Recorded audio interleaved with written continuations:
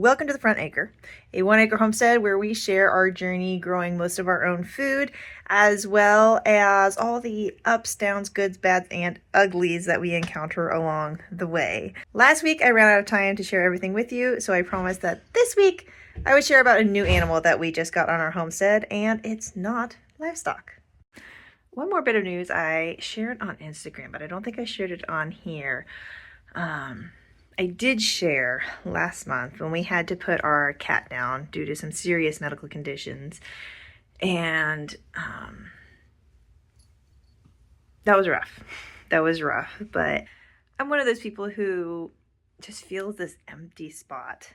When I lose a pet, there's just a hole there that was filled and now it's not. And so I didn't go looking for another cat. Really, I was just kind of decided to just wait and see what God would do. And a couple of weeks passed and we were just sitting around eating breakfast one morning and I get a text from my neighbor. And she says, "Hey, a friend of mine from church had this kitten dropped off at her farm. And I was wondering if you are interested in another cat," because she had known about Simkin.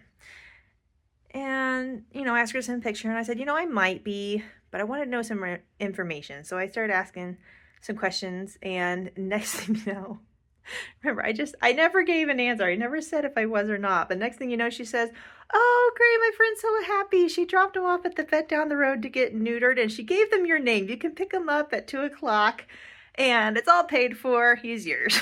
So, well, I guess waiting to see what God did, this is what he did. So, now you can say hi. This is Static. And this little guy, say hello. Oh, he's everything I could have wanted. Let me tell you, God knew. God knew what I needed. He knew what I wanted, and this little guy is it. When we first brought him home, he was really nervous. And, we locked him in the bathroom. 1, because he had just had surgery, needed to heal. And 2, just because it was enclosed. It was a safe space, we thought. And then we could just kind of get to know him in there a little bit while he was recovering. And as most things in this house, the jacuzzi tub in our bathroom was not installed correctly. So there was this 4-inch gap around between the skirting and the wall, and he got under there and went back underneath behind the jacuzzi tub, and we never saw him. We put a Wise camera in the bathroom so we could see that he was coming out to eat and stuff when the house was dead silent if we weren't here. But as soon as the car came in the driveway, he shot back under the tub and we never saw him. And after about 2 days, we realized that's probably not a good safe place for him. We probably really need to get him out of there. Especially he's got stitches and it's probably pretty dirty under there, So Mike ended up having to pull back the skirt and kind of climb in there and get him out. And, we put him back in a kennel, fixed the hole. We're like, okay, let him calm down again and let's start over. And he wouldn't come out of the kennel. He just stayed in there all the time. And this particular kennel, the top had a door that you could open and take off. So I just decided to open it one time and he just kind of looked at me, didn't act scared or anything, just unsure. He never lashed out anytime we tried to touch him or anything. Anytime we talked to him, he would always meow back at us. He just wouldn't come out. So I took that lid off and I started petting him, and a switch flipped. As soon as I started petting him, he realized, "Oh, you're gonna love me." And that was it. He came out and now he won't leave us alone. He is the most clingy cat, and he is so affectionate and so loving, and you cannot walk across the floor without him trying to walk between your feet and tripping you up. It took me about 2 weeks to finally pick a name for him, but we finally settled on Static because he is just so clingy. And like I said, he sticks to your legs when you walk, and in winter he was zapping us like crazy. So this is Static, my little love bug. You're so sweet. Just the most affectionate cat I have ever met.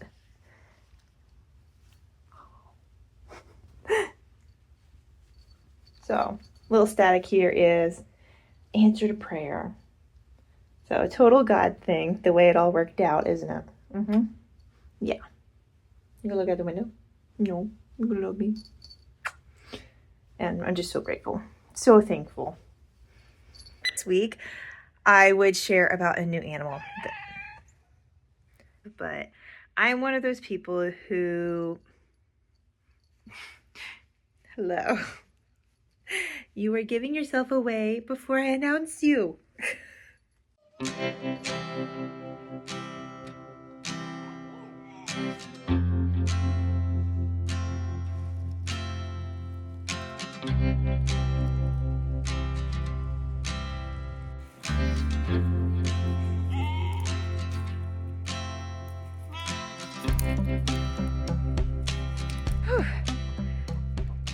It'd have been more comical if I had recorded the second time taking these sheep out here. Whew. That was a feat. The straight-haired one there, Willie, he bit of a spaz. Willie here, not an issue. He come out no problem, but then the other one started freaking out, so then he tries to get back in, and then Willie just like running like crazy, trying to avoid me because he knows I'm trying to take him out, and it was just back and forth.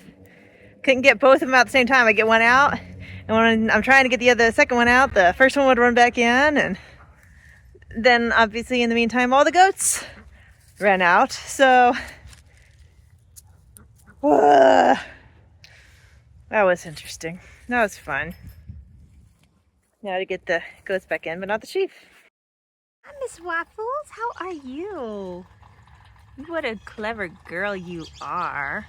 This morning she did not have any babies yet. I brought her some extra hay here to see if she wanted to build up her nest more, but it's lunchtime just finished and she has babies now. See all the beautiful fur? I think she had just finished shortly before I came out because she was sitting on top of the box and she hadn't finished cleaning herself up yet. So she did very good. Lost count, but she at least has 8, possibly 9 in there. So really good sized litter. She did a really good job. She did have 2 or 3 of them right up here in this front corner again like she did last time, but thankfully it's warm out this time around, so they are perfectly good and healthy and warm. I was able to move them back with the rest of them, so they should be good to go. Apparently this is the best hay feeder, the one that everybody wants. Not that one. Nobody wants to finish that one, but everybody wants this one.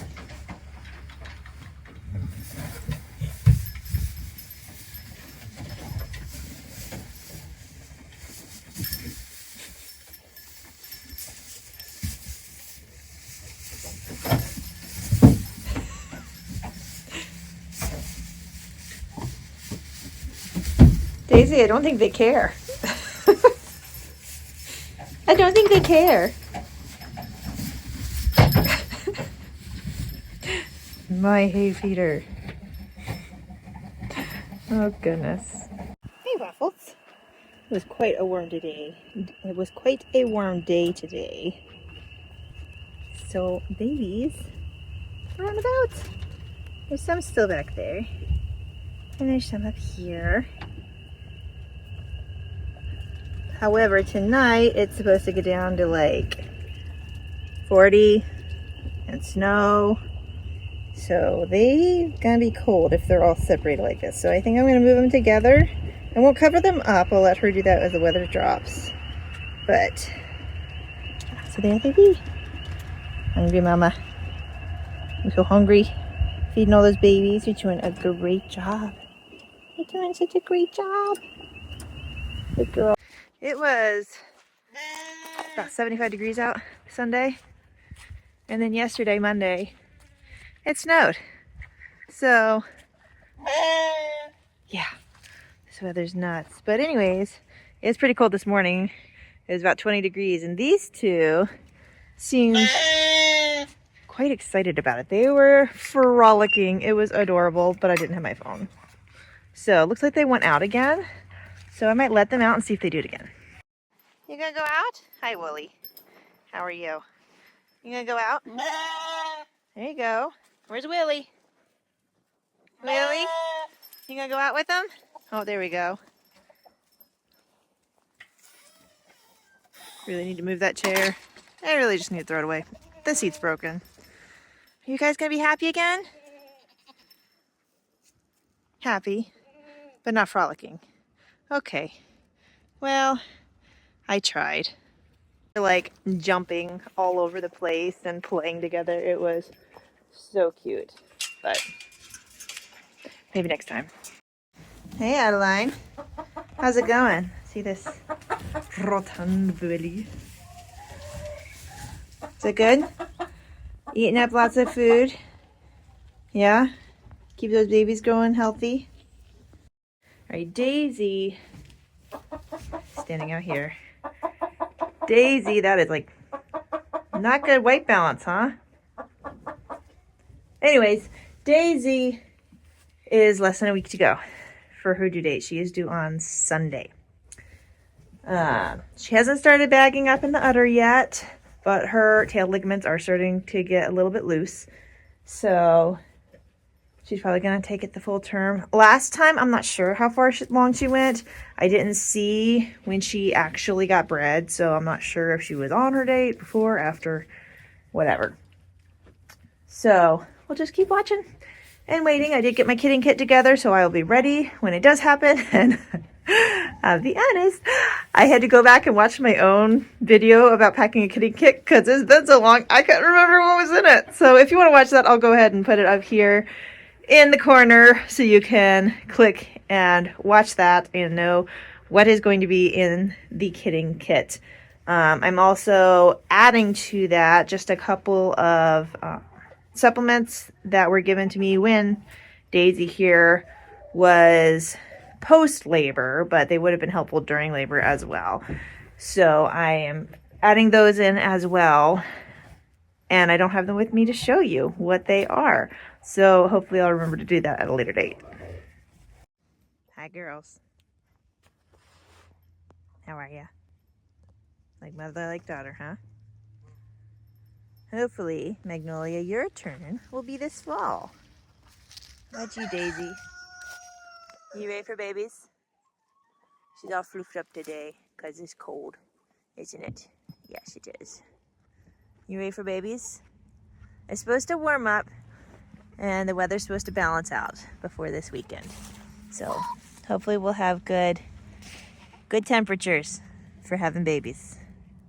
I mentioned her bag is not really filling up yet, but I am checking her ligaments, which are right here on either side of her tail. One goes here and one here, kind of in a V shape. And you can just kind of feel them here. In a not pregnant goat, they are kind of feel like pencils. There they are on either side here. They're very thick, very hard. But as a goat nears her due date, those start softening up and getting loose to prepare for labor. And when they are basically completely gone, where you cannot feel them at all anymore, they're ready to go. So that is one good way to keep an eye out so that you will know when your goat is getting ready to go into labor. So here's my birthing kit. The other things I told you that I was adding, one is this Easy Birth extract from Land of Havilah. And I've actually been giving it to both Daisy and Adeline in these 2 weeks leading up to birth and then also during birth, just to help make everything more effective and more efficient. And then both some oral CMPK and an herbal calcium formula. And that calcium just helps the uterus to contract better and do its job more efficiently. It can also help. We actually gave these to Daisy postpartum to help to get the placenta to pass. So again, with that uterine toning, it just helps her body to do the job it needs to do, make sure that she has enough calcium to get the job done.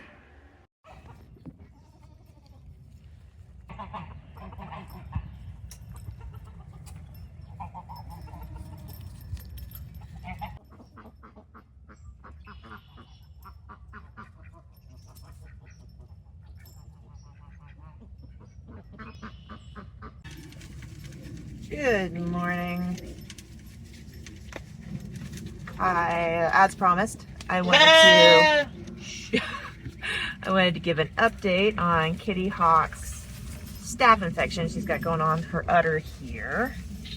So my clove oil came in and I went ahead and treated with that internally and externally. Because it's so potent, you can only treat for using it for 3 to 5 days, not very long, because it's just so strong.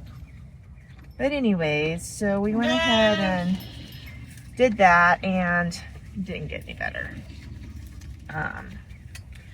My theory on why it didn't get better is just because it's so wet, and then we're rubbing oil all over her udder on top of the damp from just the environment, and bacteria loves moisture. So I think that in this case that hindered it. I know it's worked for my mentor before, and in other circumstances it may have, but it's just been so wet out here lately. So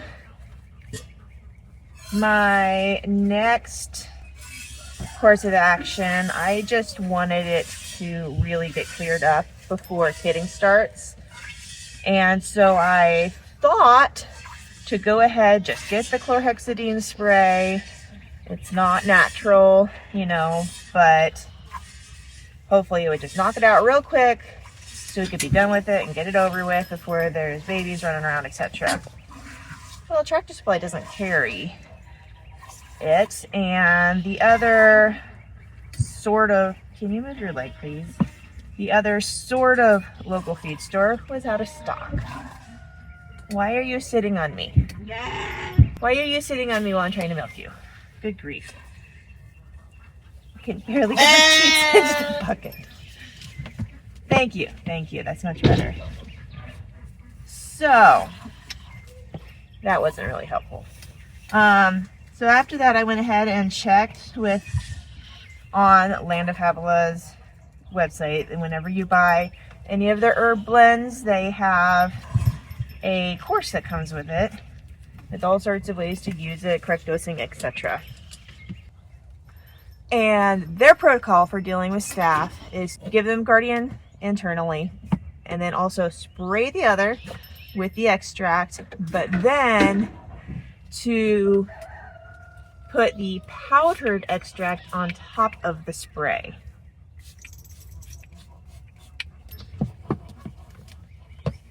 She doesn't love this, especially when it's chilly out, and I don't really blame her.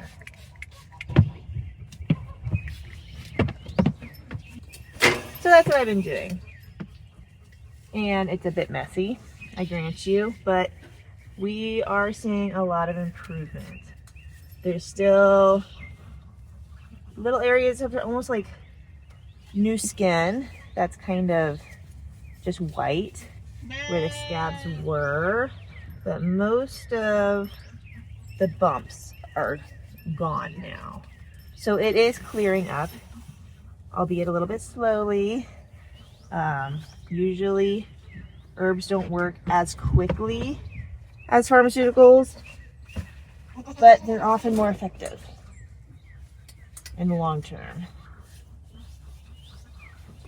And I think this putting the powder on here after is really helping to dry it out. So I think that's why it's worked a lot better this time. So there you go. So she is clearing up. It's almost gone. Not quite there yet. Once it is completely cleared up, I will continue doing this for another 3 or 4 days after, because with herbs you want to use them early, often, and after, just to make sure that you get everything taken care of and it doesn't recur. So you're doing a good job. Good girl. Now these guys I would like to get out of the barn before kids come as well, just so it's not so crowded. But first we do need to make a shelter for them so that they'll have a way to get out of the weather if they want when they're out here. And that is this weekend's project, hopefully before Daisy goes into labor. So you can look forward, that will likely be in next week's video. So make sure you subscribe and follow along so you don't miss it. We will see you then.